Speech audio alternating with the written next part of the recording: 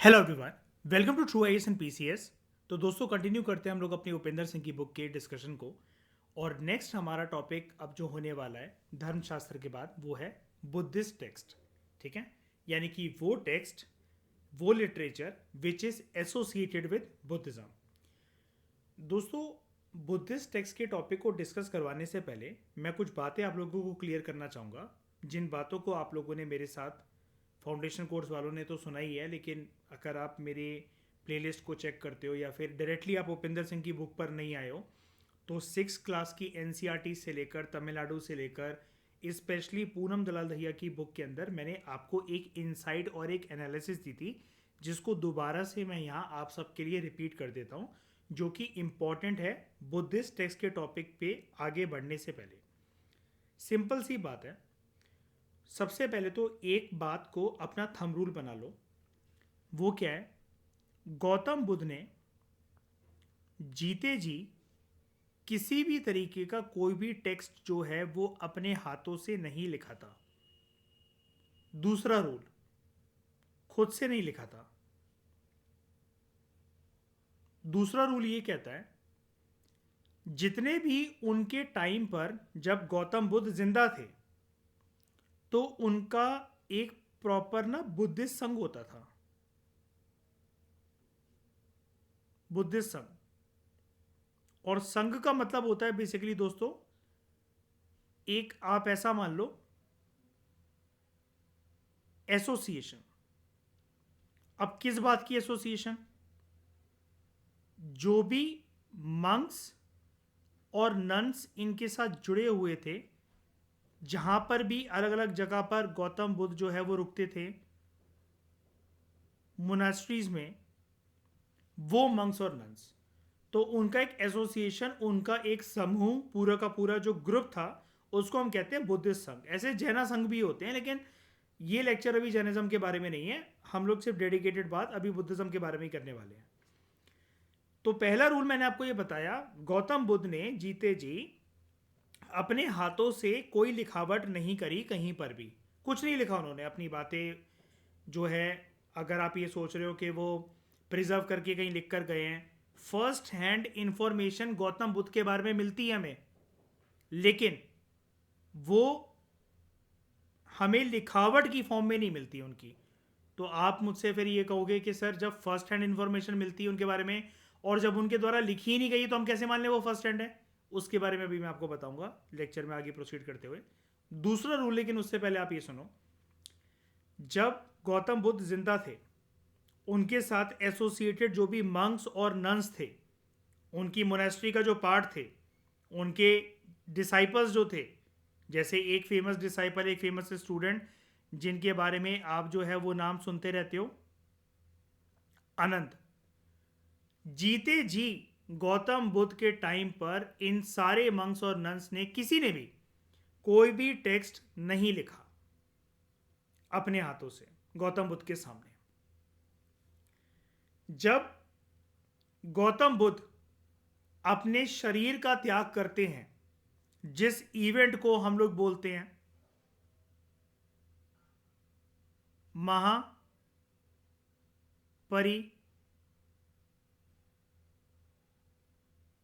निर्वाण। परिनिर्वाण का दोस्तों मतलब होता है, ध्यान से सुनना, पहले मैं सिर्फ इस शब्द का मतलब आपको बता रहा हूं। परिनिर्वाण का मतलब होता है जब एक महान आत्मा अपने शरीर को छोड़ दे खुद से, विलिंगली।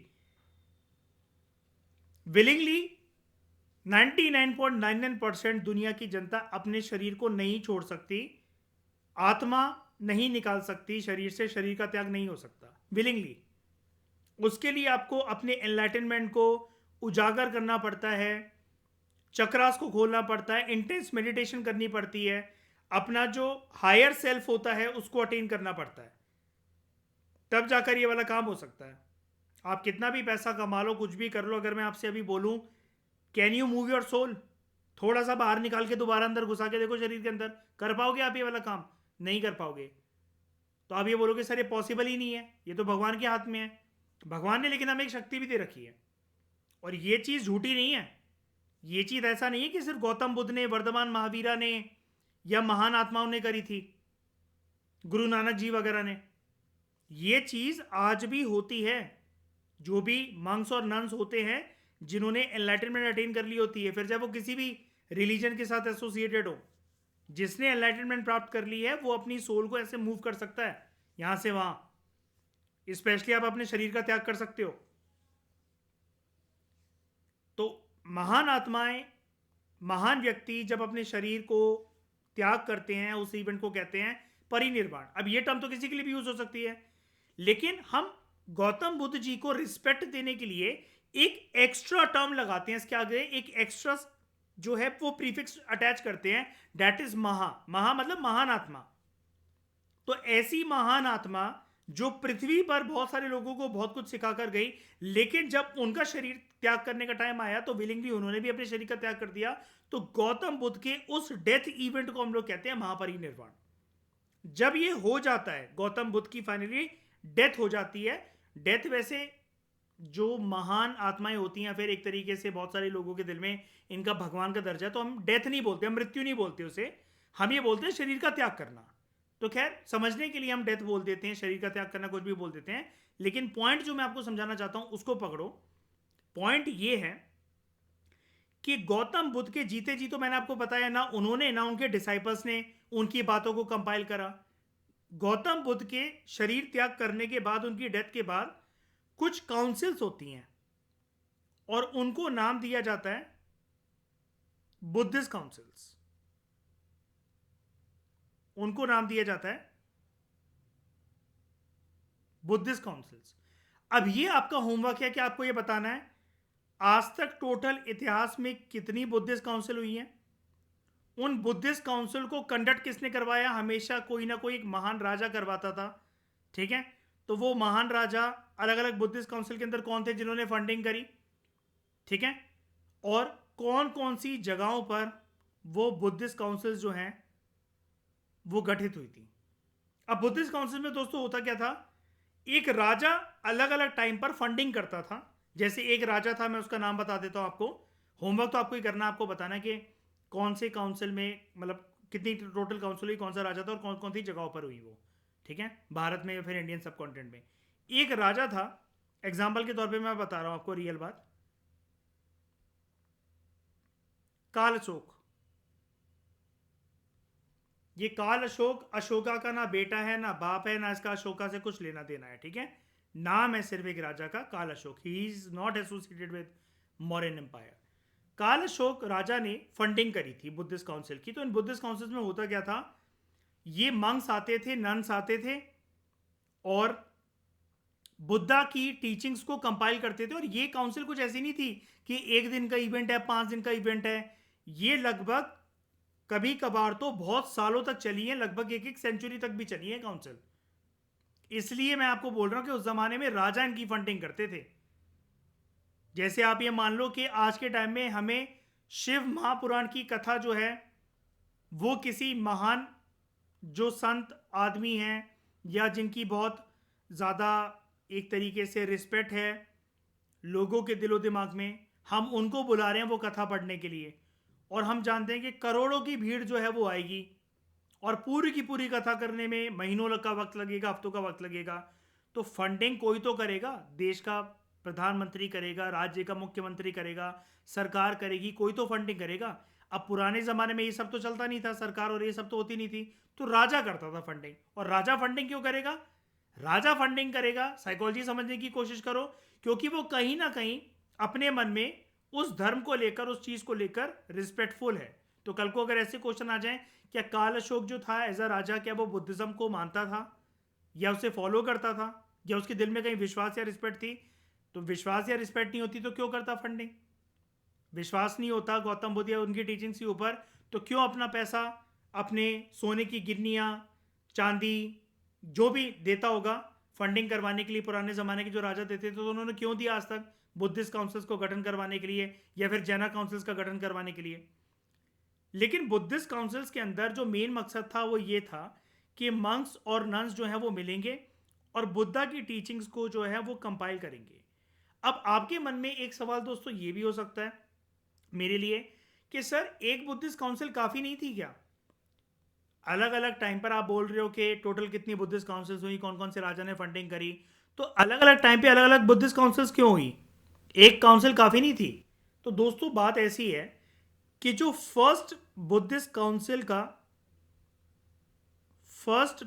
काउंसिल का जब गठन होता है, तब वहां पर जो फर्स्ट हैंड लोग थे, अब फर्स्ट हैंड लोग मैं किसको बोल रहा हूं, जो गौतम बुद्ध के साथ दिन रात जिनका उठना बैठना था, जो मोनेस्ट्री में उनके साथ रहे हैं, जो वहां पर उनका नहाना खाना पीना, उनकी मेडिटेशन, उनकी बातें, उनके द्वारा बताए गए रूल्स एंड रेगुलेशंस को फॉलो करते थे, जिन्होंने अपने कानों से गौतम बुद्ध की आवाज सुनी, अपनी आंखों से उनको देखा है, अपने हाथों से उनको छुआ है, उनके चरण स्पर्श करे हैं, उनको डायरेक्टली उनकी आंखों से नजरें मिलाकर वो ज्ञान अर्जित करा है, जो भी उन्होंने मुख से जो शब्द निकाले। तो ऐसे लोगों को बुलाया गया। अब क्यों बुलाया गया?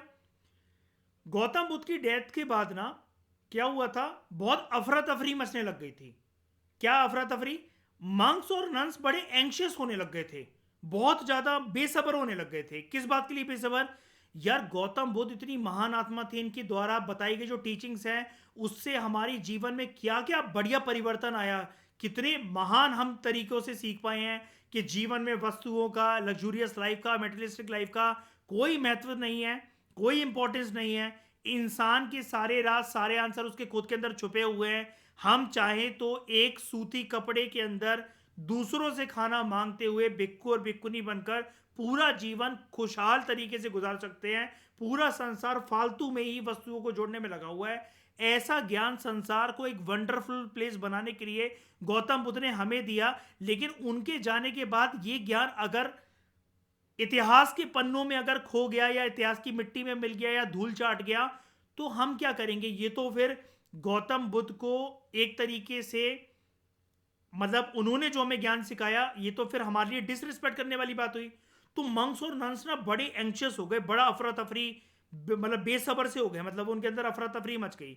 तो उन्होंने जाकर अपने अपने जमाने के अंदर जाकर, जो फर्स्ट एंड बुद्धिस्ट मंक्स थे, सबसे पहले जाकर उन्होंने एक राजा को अप्रोच करा कि सर जी थोड़ी सी फंडिंग दे दोगे, हम दुनिया के अलग अलग कोनों से या इंडियन सब कॉन्टिनेंट के अलग अलग कोनों से जो भी मंक्स और नन्स जिन्होंने आज तक गौतम बुद्ध को सुना है, देखा है, गली मोहल्ले में रहने वाले लोग, भले वो नन्स और मंक्स नहीं थे, लेकिन जिन्होंने गौतम बुद्ध की ताकतवर चीजों को जाना है, जो कि कई लोग तो उनको मैजिशियन भी बोलते थे कि जादूगर है, ठीक है, तो उन सारे लोगों को हम एक जगह एकत्रित करके, इकट्ठा करके बुलाना चाहते हैं और उनकी बातों को कंपाइल करना चाहते हैं। तो उस जमाने के राजा को लगा हाँ यार बात तो ठीक है यार, ऐसी महान आत्मा की टीचिंग्स और ज्ञान जो है वो खोना नहीं चाहिए। तो उसने फंडिंग करी। अब आप कहोगे सर ये तो चलो पहली बुद्धिस्ट काउंसिल के अंदर ये वाला काम हो जाना चाहिए था 100%, लेकिन बाद में क्या हुआ, कुछ स्कूल ऑफ थॉट जैसे जो इमर्ज होते हैं आगे चलकर वक्त और जमाने के साथ साथ, तो बुद्धिस्ट मंक्स और नन्स में भी एक डिवीजन थी। जैसे अगर आप मेजर रिलीजन की बात करो, जिसको आप हीनायान महायान बोलते हो, थेरावाड़ा महायान बोलते हो, तो उनके मंक्स और नन्स में भी छोटी छोटी चीजों को लेकर डिस्प्यूट्स होने लग गए थे। अब छोटा एक डिस्प्यूट बता देता हूं मैं आपको। कुछ बुद्धिस्ट मंक्स और नन्स ये बोलते थे कि बुद्धा की पूजा मूर्ति फॉर्म में नहीं होनी चाहिए, मूर्ति पूजन नहीं होनी चाहिए बुद्धा का। लेकिन कुछ मंक्स और नन्स ये मानते थे कि उनकी जो पूजा है वो मूर्ति के फॉर्म में होनी चाहिए। जो ये मानते थे कि मूर्ति के फॉर्मेट में ना हो, वो ये कहते थे उनकी सिर्फ टीचिंग्स को ही वैल्यू दो, उनको धर्म मत बनाओ। गौतम बुद्ध खुद ही बोलकर गए मैं एक धर्म हूं या फिर मैं एक धर्म की स्थापना करने जा रहा हूं, तो उनका नाम ऐसे खराब मत करो। लेकिन कुछ लोग ये बोलते थे महान आत्मा भगवान के रूप में जो अवतार लेता है वो अपने मुंह से थोड़ी ना बोलता फिरेगा मैं भगवान हूं और मैं धर्म की स्थापना करने जा रहा हूं। ये तुम उनको बोलते थे, उन मंक्स और नन्स को।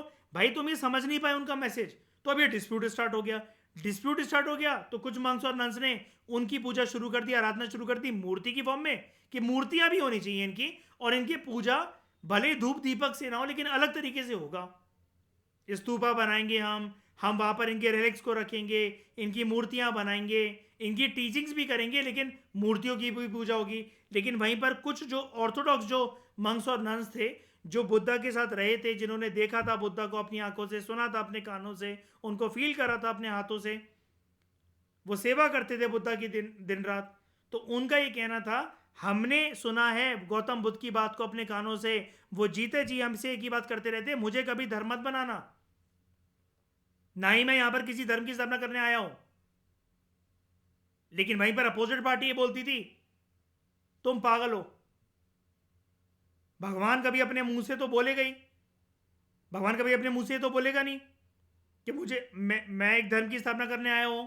तुम समझ नहीं पाए बेटा उनके मैसेज को। ये डिस्प्यूट स्टार्ट हो गया, और ऐसे ना जाने अनगिनत कितने डिस्प्यूट चलते रहे। लेकिन ये एक डिस्प्यूट का मेन पॉइंट था।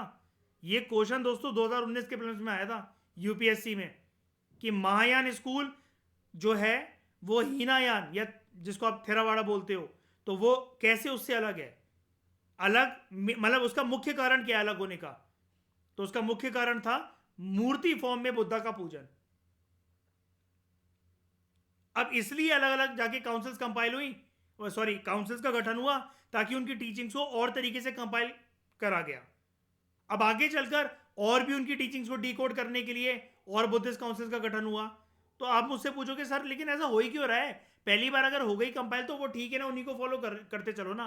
देखो दोस्तों होता क्या है, ये फर्स्ट बुद्धिस्ट काउंसिल के अंदर तो थे फर्स्ट हैंड लोग जो गौतम बुद्ध के साथ रहे थे, देखा था, जिन्होंने छुआ था गौतम बुद्ध को, उनकी बातें नजरों से नजरें मिलाकर अपने दिमाग में एब्जॉर्ब करी थी। लेकिन आप ऐसा मान लो थर्ड बुद्धिस्ट काउंसिल तक आते आते पूरी की पूरी एक दो जनरेशन बदल गई थी। बहुत सालों का या लगभग 1 से 2 सेंचुरी का गैप आ गया था।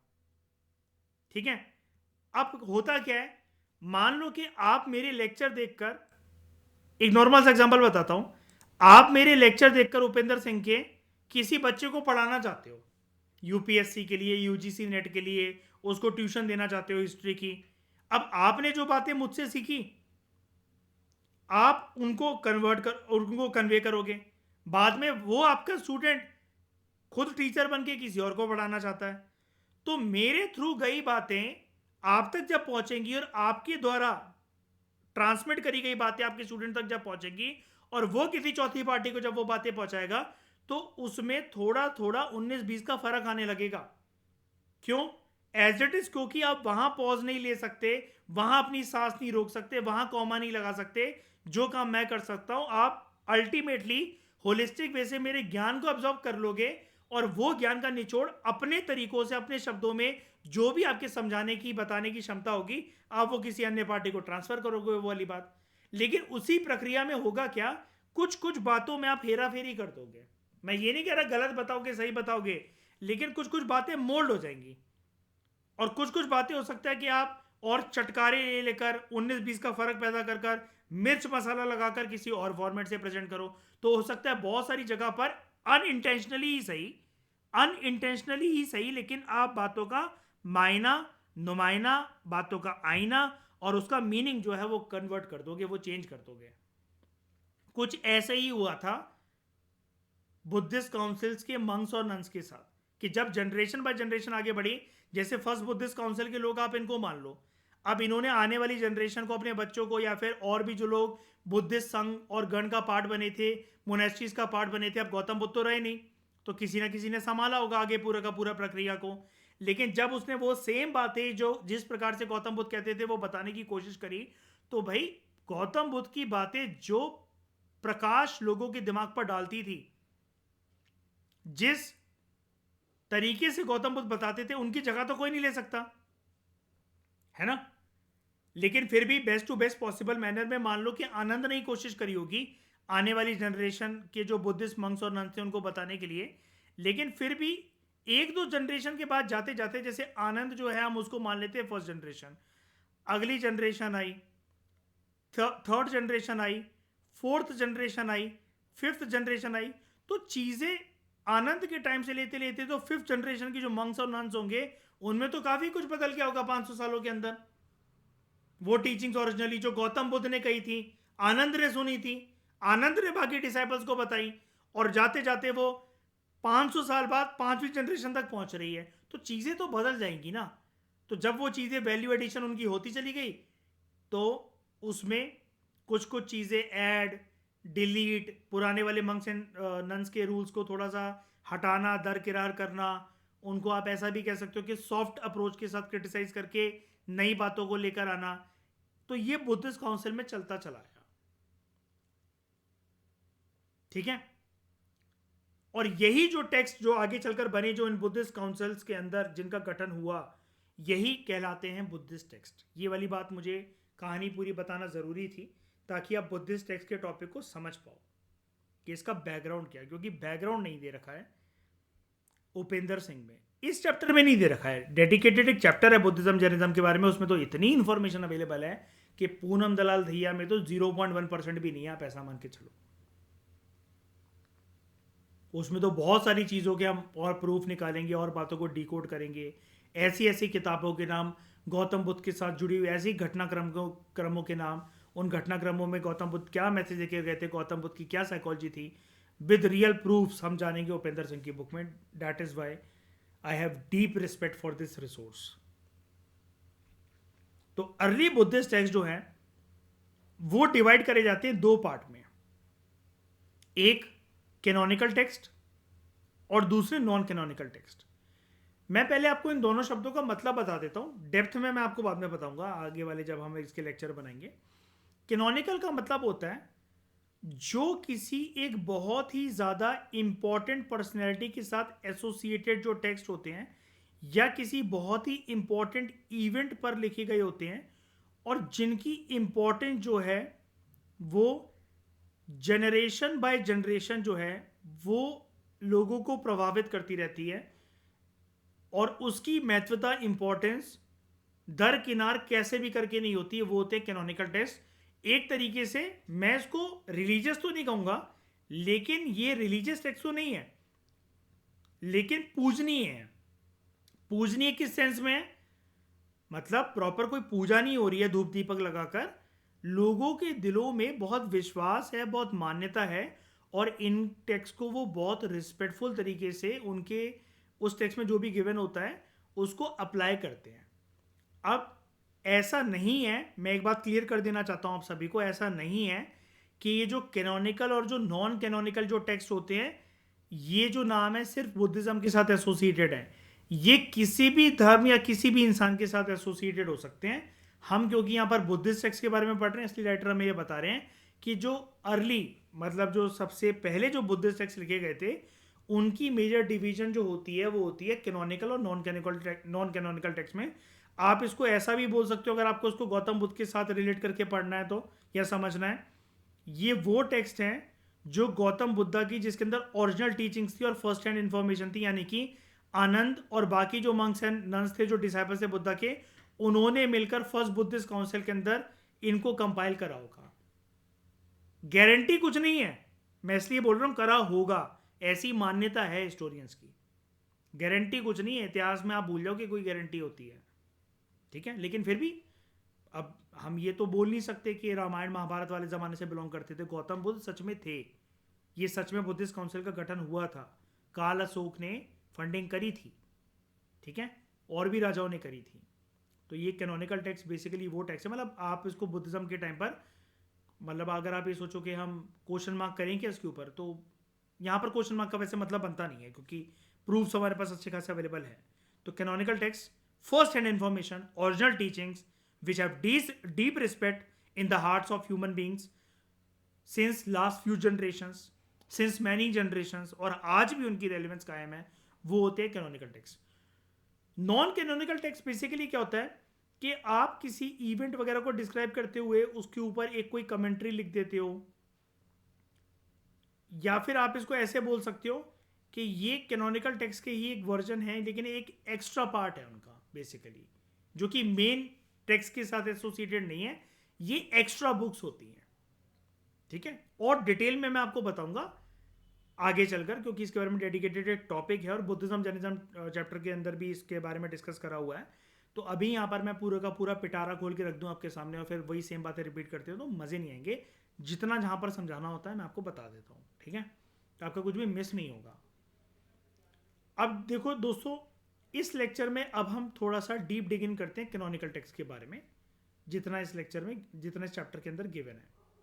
कैनोनिकल टेक्स्ट वो बुक्स होती हैं, जैसा कि मैंने आपको बताया, जिसके अंदर रूल्स, रेगुलेशंस, प्रिंसिपल्स, टेनेट्स का मतलब वैसे यही होता है, टेनेट्स का मतलब होता है important principles, important rules and regulations, ठीक है, प्रिंसिपल्स कह लो, टेनेट्स कह लो, रूल्स एंड रेगुलेशंस कह लो, ठीक है।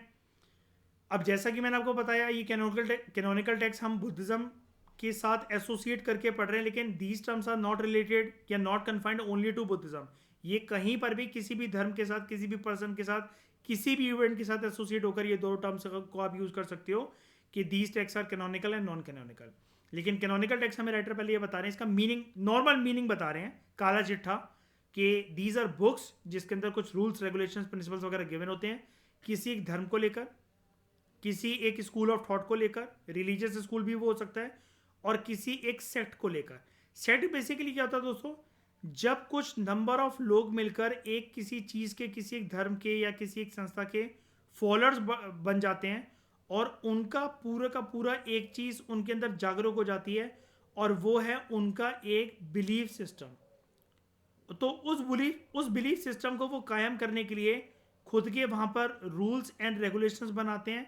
आप ऐसा भी कह सकते हो कि खुद के वहां पर जो है वो प्रिंसिपल्स बनाते हैं। जैसे कोई भी आप मान सकते हो, किसी को भी मान सकते हो आप सेट का पार्ट। आसाराम बापू के जो फॉलोअर्स थे, भले ही वो आगे चलकर रेपिस्ट निकला, वो भी एक तरीके से सेट आप उसको कह सकते हो, ठीक है। राम रहीम, ठीक है, अगेन इमोरल कैरेक्टर, लेकिन आप उसको भी एक उसके फॉलोअर्स को एक पूरा का पूरा ग्रुप मिलाकर एक सेट कह सकते हो। आज के समय में दिल्ली में जैसे आश्रम है दिल्ली वाले गुरु जी का, जिनको जय गुरु जी लोग बोलते हैं, और उनके निधन के बाद जो आज भी उनका जो छतरपुर में जो आश्रम चल रहा है, वहाँ पर जो रूल्स एंड रेगुलेशन और प्रिंसिपल्स फॉलो होते हैं, वो भी एक सेक्टर। और आप लोग जितने भी मुझे सुन रहे हो, तो आपके भी अलग अलग इलाकों में, आप जिस भी स्टेट से मुझे सुन रहे हो, तो वहाँ पर कोई ना कोई ऐसे आश्रम, कोई ना कोई ऐसे आपके घर पे पूजनीय बाबा जिनकी फ़ोटो आपके घर में होगी, जो नाना नानी, दादा दादी, मम्मी पापा जिनको मानते होंगे, उन्होंने गुरु दक्षिणा उनसे ले रखी होगी। तो आप और आपके जैसे जो भक्त, जिनकी आप किसी की भी आराधना करते हो, फिर चाहे वो गुरु हैं, कोई इंसान है, कोई भगवान है, कोई कोई आश्रम है कहीं पर, तो वहाँ पर वो आप और आपके जैसे फॉलोअर्स मिलकर एक बिलीफ सिस्टम जो कायम करके चलते हैं, और वो उस जगह को, उस धर्म को, उस आश्रम को चलाने के लिए जो रूल्स एंड रेगुलेशंस या प्रिंसिपल्स बनाते हैं, उसको हम कहते हैं सेक्ट, ठीक है। सेक्ट वाली बात आई थिंक आपको क्लियर हो चुकी है। हम आगे बढ़ते हैं। क्या जाता है, देखो, मल्टी आइडियोलॉजिकल तो नहीं कहेंगे हम इसे, हम ये कहेंगे कि सेम आइडियोलॉजी फॉलो करने वाले एक कॉमन ग्रुप का लोग है, वो मिलकर बनाएंगे एक सेक्ट, है ना। अगर मैं अजमेर शरीफ की दरगाह जा रहा हूं, तो मेरी मान्यता कहीं ना कहीं इस्लाम से जुड़ी हुई है, मान लो कहीं ना कहीं जुड़ी हुई है। अब मैं ये कहूं कि अगर मैं कट्टर हिंदू और मैं अजमेर शरीफ की दरगाह जा रहा हूं, तो ये तो एक आइडियोलॉजिकल कन्फ्लिक्ट करने वाली बात कर दी मैंने, समझ रहे हो। इसलिए मल्टी आइडियोलॉजीज नहीं होती यहाँ पर, आइडियोलॉजी एक ही है, और सेम आइडियोलॉजी को फॉलो करने वाले लोग जो एक प्रॉपर बिलीफ सिस्टम अपना बना लेंगे कि हाँ भाई, उनका भी यकीन है, उनका भी यकीन है, तुम्हारा भी यकीन है, हमारा भी यकीन है। तो बहुत लोग ना, जैसे मैं आपको सेक्ट की एक पहचान बताता हूँ, क्या पहचान होती है। मान लो कि मैंने आपसे कहा जय श्री राम, आपका सामने से मेरे को रिप्लाई आया जय श्री राम, मैंने आपसे कहा जय गुरु जी, आपने मुझे कहा जय गुरु जी, तो हमारे बीच में एक साइकोलॉजिकल कनेक्शन फील हो गया है ना। तो हम जो हैं वो एक लार्जर जो सेक्ट है उसके पार्ट हैं, छोटे छोटे नुमाइंदे हैं, छोटे छोटे फॉलोअर्स हैं, ये चीज़ होती है, ठीक है। तो यहाँ पर अगर हम एसोसिएट करके पढ़ें कि कैनोनिकल टेक्स्ट में बेसिकली क्या है, यहाँ पर बुद्धिज्म के साथ एसोसिएटेड प्रिंसिपल्स हैं, और बुद्धिज्म के साथ एसोसिएटेड प्रिंसिपल्स का जन्म कैसे हुआ, बर्थ कैसे हुआ, सिंपल सी बात है, those principles are associated with the original teachings of Gautam Buddha himself, जो उन्होंने कहीं कंपाइल तो नहीं करी, लेकिन उन्होंने अपने मुख से बोली थी, लोगों को बताई थी, एनलाइटन करने का तरीका बताया था, जब उन्होंने खुद एनलाइटनमेंट की प्राप्ति कर ली थी।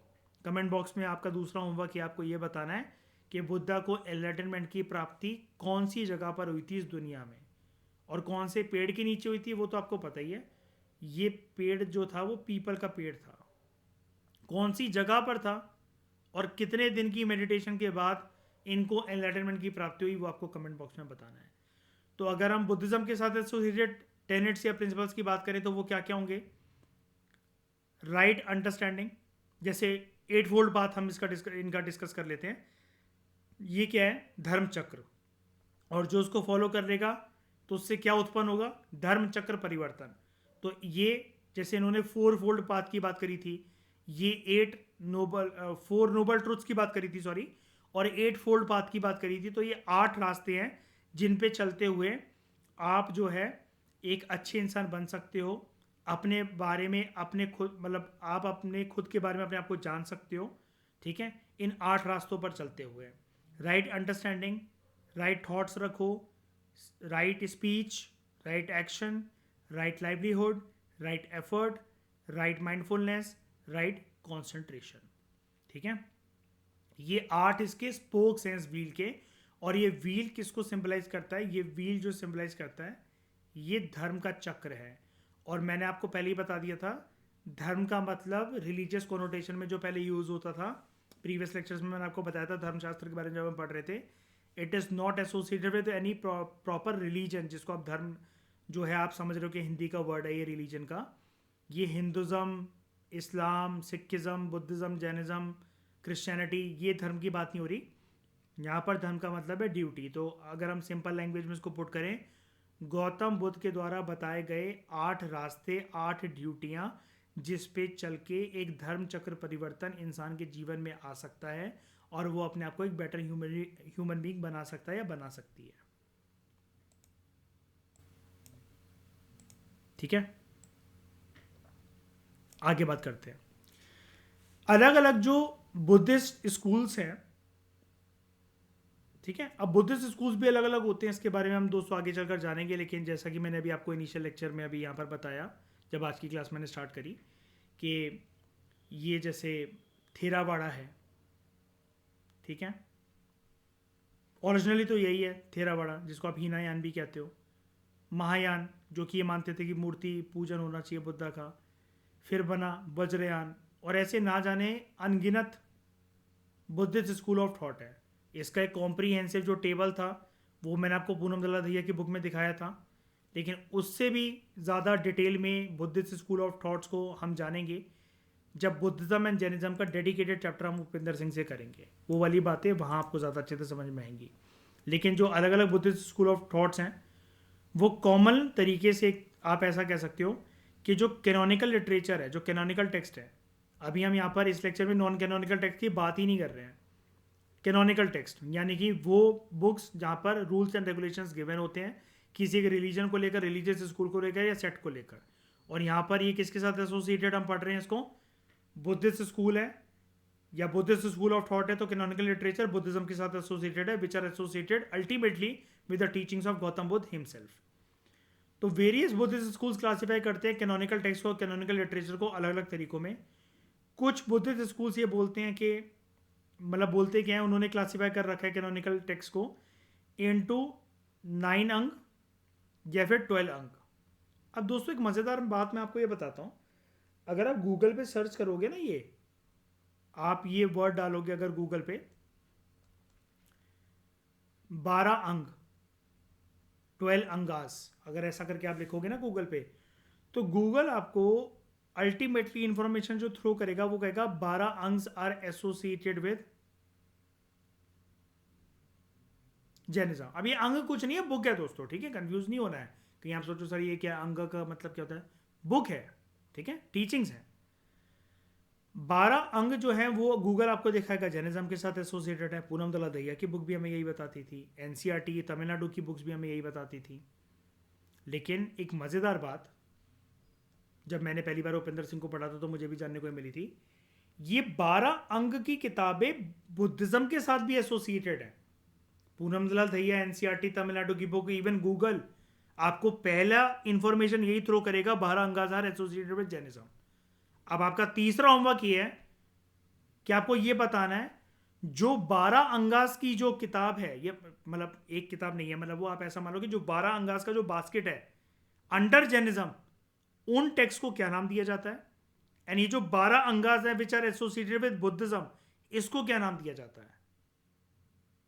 अगला होमवर्क आपको ये बताना है, ये जो 9 अंगास हैं एसोसिएटेड विद बुद्धिज्म, ये सिर्फ हम बुद्धिज्म के बारे में पढ़ रहे हैं अभी, तो उसका भी एक नाम होता है, उसका क्या नाम है?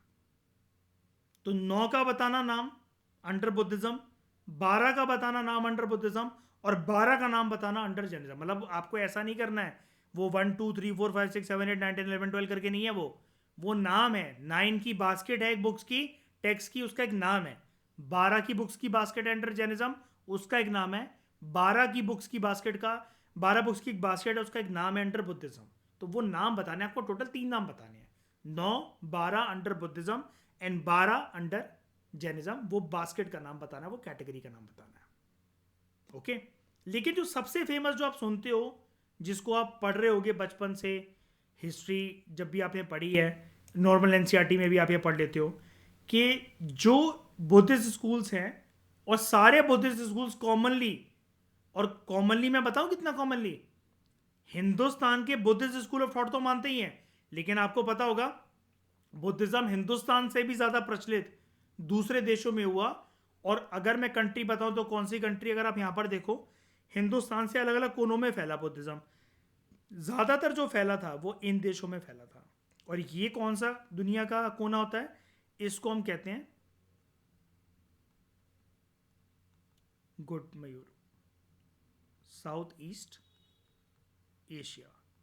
इसके अलावा फैला ऊपर मंगोलिया में, ठीक है, चाइना में, जापान में, कोरिया में, ये रहा आपका चाइना, और इंडिया के आसपास नेपाल में, तिब्बत में, भूटान में, बांग्लादेश में, थोड़ा सा नॉर्थ वेस्ट कॉर्नर की तरफ चले तो अफ़गानिस्तान में, सेंट्रल एशिया में, ठीक है, और साउथ ईस्ट एशियन कंट्रीज़ में तो आप सब, मतलब सभी कंट्रीज़ को मान लो, जिसको आप आईआर में पढ़ते हो ना, ASEAN states, association of south east Asian Nations, तो उन सब के अंदर भी ये प्रचलित है, उन कंट्रीज़ में भी, ठीक है।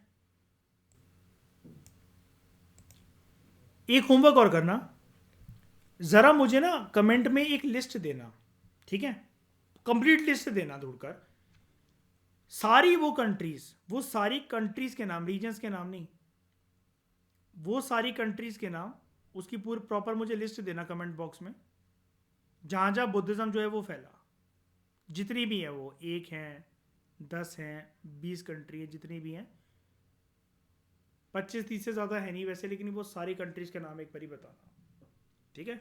आपका भी होमवर्क हो जाएगा, दूसरे लोगों की भी हेल्प हो जाएगी। होमवर्क करा करो, होमवर्क को सब लोग सीरियसली लिया करो, होमवर्क करना ज़रूरी होता है। ये मत सोचा करो कि 4-5 लोगों ने कमेंट कर भी दिया तो मैं करके क्या करूँगा, मैं करके क्या करूँगी, वो आपके फ़ायदे के लिए ही होता है, ठीक है। और जो आप कॉमनली मैं आपको बता रहा था, जिसमें आप कैनोनिकल लिटरेचर की क्लासिफिकेशन सुनते हो हर एक जगह पर एनसीईआरटीज़ वगैरह में, वो है त्रिपिटक, है ना, जिसको हम कहते हैं 3 पिताकास, या पितक कहते हैं वैसे तो उसको।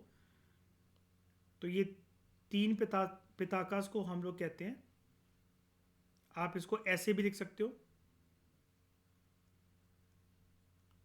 तिपितक।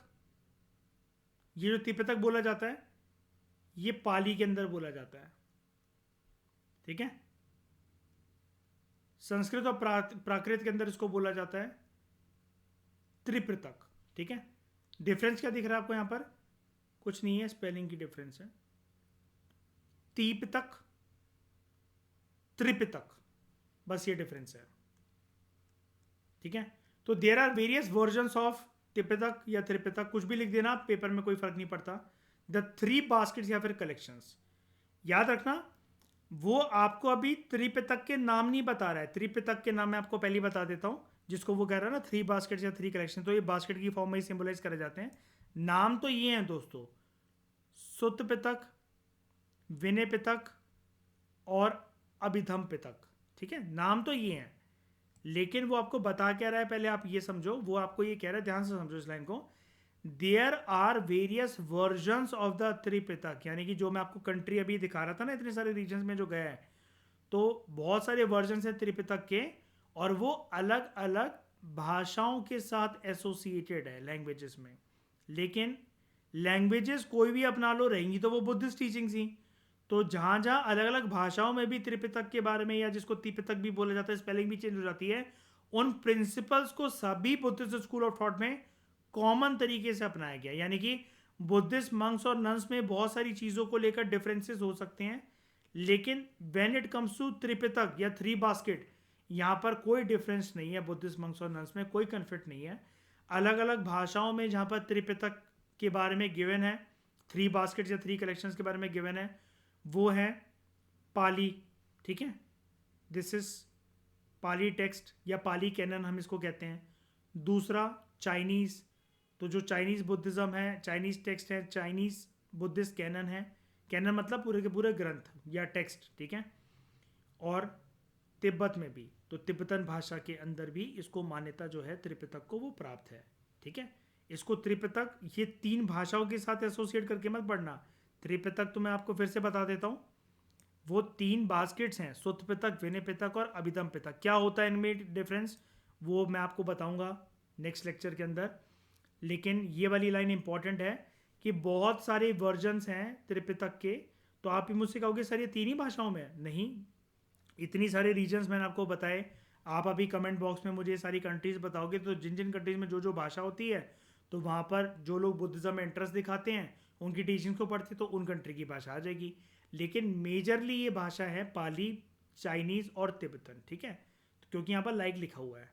अब आप कहोगे सर यहाँ पर तो प्राकृत भी आ सकती थी, लेकिन उपेंद्र सिंह की बुक में उन्होंने एक्सेट्रा कर दिया, तभी लाइक दे रखा है, ठीक है।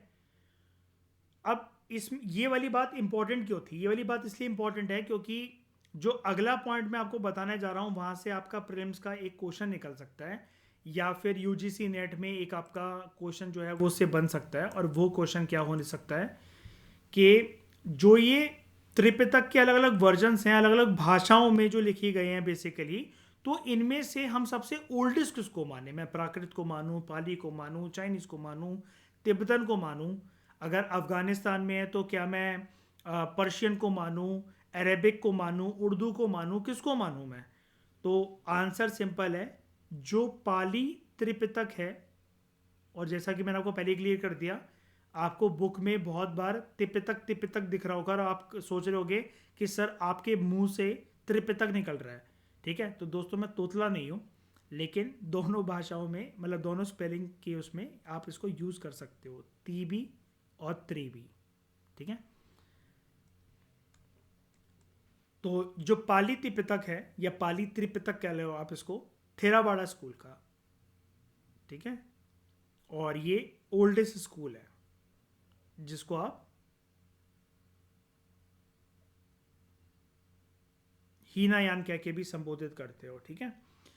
तो ये जो त्रिपिटक है, दिस इज द ओल्डेस्ट, यानी कि आप ऐसा कह सकते हो, अगर सिंप्लीफाई करूं मैं इसको, तो सुत्त पिटक, विनय पिटक और अभिधम पिटक की जो बातें थी, इसके अंदर क्या बातें थी वो मैं बाद में बताऊंगा, लेकिन सुत्त पिटक, अभिधम पिटक और विनय पिटक के अंदर जो बातें थी, जो ये बास्केट है, जो ये कलेक्शन ऑफ टेक्स्ट हैं, वो सबसे पहले पाली भाषा के अंदर उनका जिक्र जो है हमें जानने को देखने को मिलता है।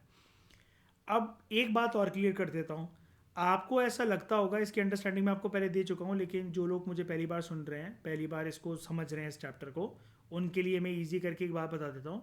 आपको लगता होगा दोस्तों हिस्ट्री पढ़ते हुए कि सर हर जगह ये पाली प्राकृत क्यों चलता रहता है एंशिएंट हिस्ट्री में? क्योंकि दोस्तों 6th सेंचुरी BC के थे वर्धमान महावीरा एंड गौतम बुद्ध, और उस टाइम पर हिंदी नहीं, संस्कृत नहीं, उर्दू नहीं, पर्शियन नहीं, अरेबिक नहीं, कुछ भी नहीं, पाली और प्राकृत ही लोगों की आम भाषाएं थी। पहली बार अगर आप इस फैक्ट को सुन रहे हो तो आपको शॉक लगा होगा, लेकिन दिस इज द रियलिटी, ठीक है। ये कॉमन भाषा थी जिसमें लोग वार्तालाप करते थे, लोगों को ये समझ में आती थी, आसान भाषा लगती थी लोगों को। उस ज़माने में जो कम्युनिकेशन होती थी वो पाली और प्राकृत में होती थी। इसलिए आप 6th सेंचुरी BC के बाद जब ये अशोकन पिलर्स को देखते हो ना, अंडर मौर्यन एम्पायर जब हम पढ़ते हैं, तो अशोका ने जो मेजर पिलर एडिट्स बनवाए, माइनर पिलर एडिट्स बनवाए, केव्स के ऊपर एनग्रेविंग्स, इंस्क्रिप्शंस वगैरह बनवाए, तो जो भी लिखावट अशोका ने करी थी, और स्पेशली धम्मा का मैसेज जो है प्रपोकेट करने के लिए, प्रमोट करने के लिए, स्प्रेड करने के लिए, और ऑफिशियल्स जो रखे थे अशोका ने धम्म महामत्तास के नाम से, तो वो अशोका ने पाली और प्राकृत भाषा का ही यूज़ करा था ताकि वो आम जनता को आसानी से वो रूल्स रेगुलेशन समझ में आ जाएं एक अच्छा व्यक्ति बनने के लिए। और ये सब कुछ अशोका ने कब करा था? कलिंग वॉर के बाद, जब वो उसको बहुत ज़्यादा गिल्ट हो रहा था, वो गिल्टी फील कर रहा था। ठीक है, तो इस डिस्कशन में दोस्तों फिलहाल इतना ही। टेलीग्राम ग्रुप का लिंक कई लोग मुझसे पूछते रहते हैं दोस्तों, मैं काफ़ी बार आपको बता चुका हूँ। डिस्क्रिप्शन बॉक्स में नीचे जाओ, वहाँ पर आपको टेलीग्राम जो है उसका लिंक आपको मिल जाएगा, वहाँ से आप टेलीग्राम ग्रुप को ज्वाइन कर सकते हो, या चैनल के अबाउट सेक्शन में जाके आप टेलीग्राम ग्रुप को ज्वाइन कर सकते हो। ठीक है, और मज़ेदार बातें करेंगे बुद्धिस्ट टेक्स्ट के बारे में। फिलहाल इस डिस्कशन में इतना ही। Thank you very much for discussion.